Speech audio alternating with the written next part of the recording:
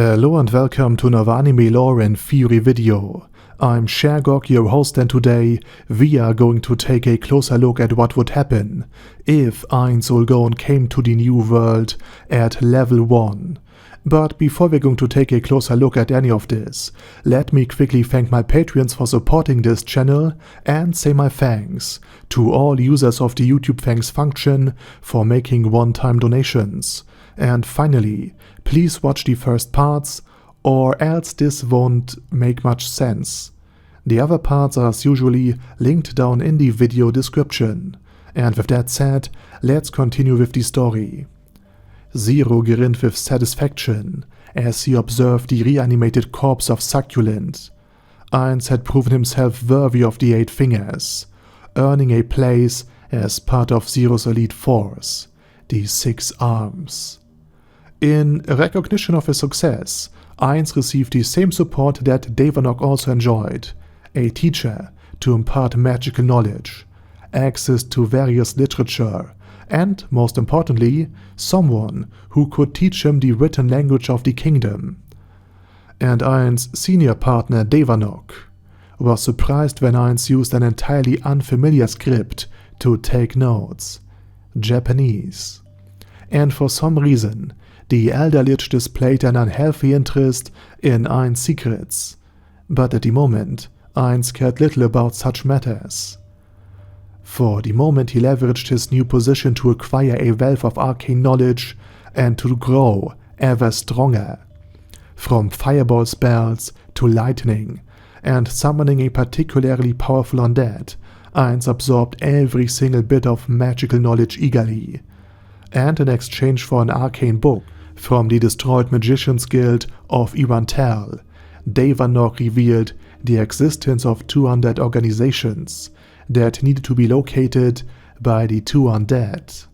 And as both undead beings were in the midst of raiding the smuggling division's outpost, whose activities had drawn too much attention from the authorities, thus messing up a critical business deal of the syndicate's shadow bank, Davernoch divulged even more information, and Ainz attentively followed the conversation, as to him this sort of betrayal and infighting within the syndicate itself had become a routine.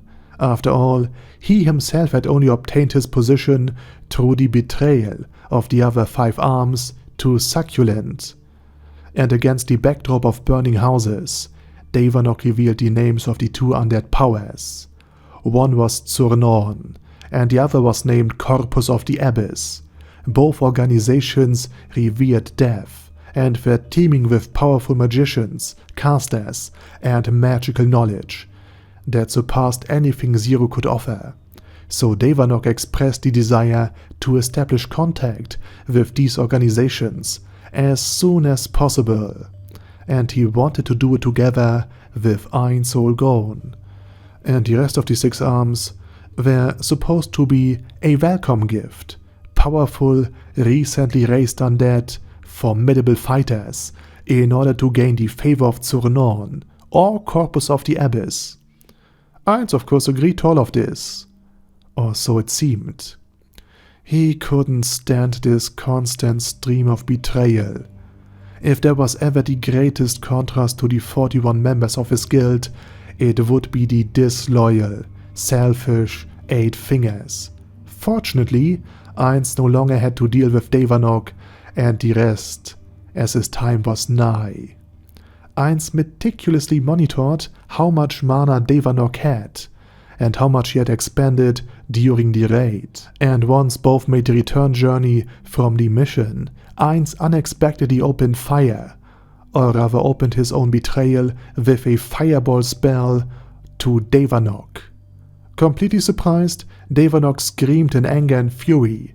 The Elder Lich had never experienced such a thing. Any other skeleton mage would know that an Elder Lich is beyond anything that they could take on. Yet this envious undead had initiated the attack. Perhaps he coveted more magical knowledge and the secrets that Davernoch held. But this would be divulged and pulled out of his very mind another time. And Davernoch, much to Ainz's surprise, was not as heavily affected as Ainz might have wished. The Elder Lich protected himself with his robe of fire resistance, and countered with his own fireball spell, deeply wounding Ainz. The skeleton mage attempted to stab Davernoch in the ribs with a dagger, but Davernoch had no longer any organs to worry about, so the damage caused by the dagger was negligible. And then Davernoch countered this attack with another fireball spell, sending Ainz flying through the air. And when he landed on the ground, Ainz was in Davernoch's very, very, very generous scope, and he prepared to cast the third and final fireball spell upon the undead skeleton mage. Unfortunately for Davernoch, he ran out of mana at this crucial moment, lacking the necessary resources to eliminate Ainz after this day's considerable strain on his mana reserves. As Ainz summoned a dozen skeletons, Davernoch had to mobilize his meager mana to defend against them. And of course Ainz seized the opportunity to escape, now in the same position as Succulent before, hunted and hated by the 8 fingers and the 6 arms. And once again Zero made it clear to a potential newcomer how much power, magic items and training he could receive if he shows loyalty and if he can prove himself worthy. And Brain Anglaus agreed to secure this position, the position of Ainz Ooal, by eliminating him. And such was his confidence that he proudly declared there was nothing he could not cut. Guided by Davernoch, both come to a series of hideouts, as the retreat space for an undead, as Davernoch knew from very personal experience indeed, were limited. And therefore rather soon they had a hot lead. An undead was spotted in an abandoned cave that Davernoch had once used himself as a makeshift hideout. The information network of the 8 fingers extended far, and soon they stood at the entrance of this very cave.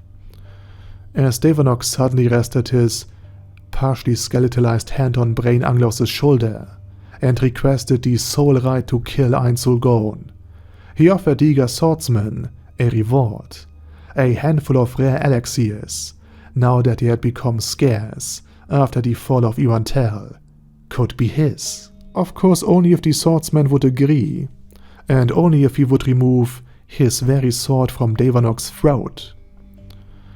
Despite his emotional dampening, Davernoch felt a tingling in his non-existing gut. Why had Ainz betrayed him? Why did the skeleton think he could defeat a higher undead like him? And how sweet it would be to take revenge. All of these emotions Ainz Ooal will have to satisfy.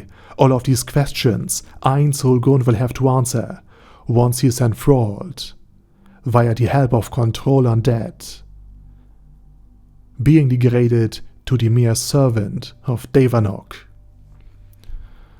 After all, Brain Anglaus' testimony, together with his very own, would be sufficient for Zero to accept Ainz's death. Davernoch was sure of that.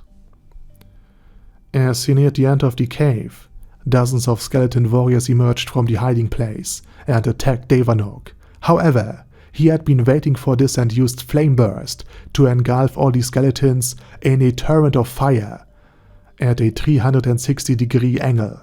But still Ainz was nowhere to be found, and therefore Davernoch suspected that the skeletons were a mere distraction from Ainz Ooal to lure both of them onto the wrong tail, while he fled the nation.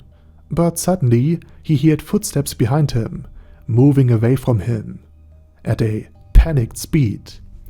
Thinking he had found Ainz, he rushed after them until he reached the exit, and the footsteps fell silent, only for him to feel the blade of Brain Anglaus severing both of his arms before he could even react.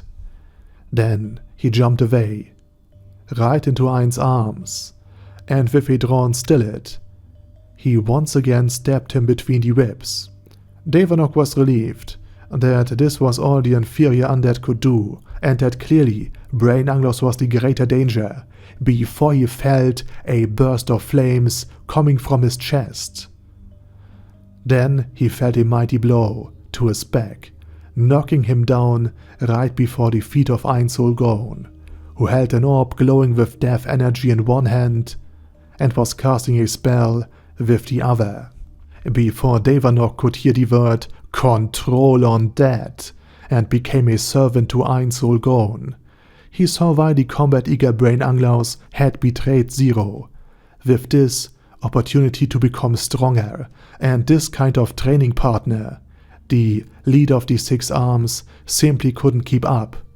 Kneeling before Ainz Ooal, Davernoch joined the ranks of Succulent and the very Death Knight that had knocked him down recently.